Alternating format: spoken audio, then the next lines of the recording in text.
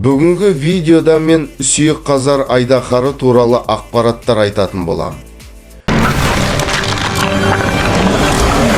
Достар, менің телеграм каналыма тіркеліп қойыңыздар, онда мен әртүрлі ойындар мен ақпараттармен бөлісемін. Ссылкасы төменде. Сүйекқазар алғаш рет Айдахарды қалай қолға үйретеді мультфильмінде көрсетілді. Сүйекқазар Айдахардың басынан құйрығына дейінгі ұзындығы 15 метр. Ал бірінші қанатынан, екінші қанатына дейінгі ұзындығы 12 метрді құрайды. Сүйекқазар Айдахары өлген айдахарлардың сүйегін жинап, өзінің денесіне және құйрығына жалғайды. Себебі өте көп.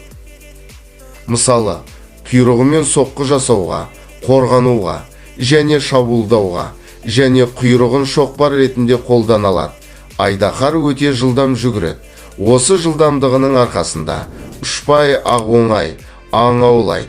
Басында бұл айдахардың барына ешкім сенбеді.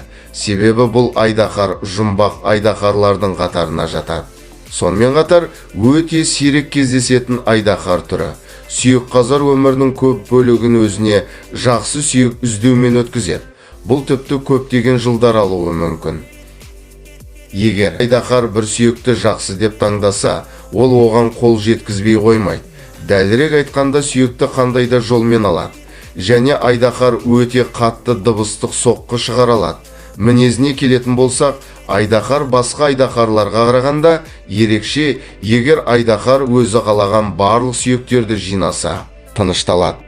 Егер бұл айдахарға азық немесе қалаған затын берсе, ол адамға өмірінің соңына дейін адал дос болып қалады. Айдахар өзін жайлы сезінген кезде иттің қимылдарын қайталай бастайды.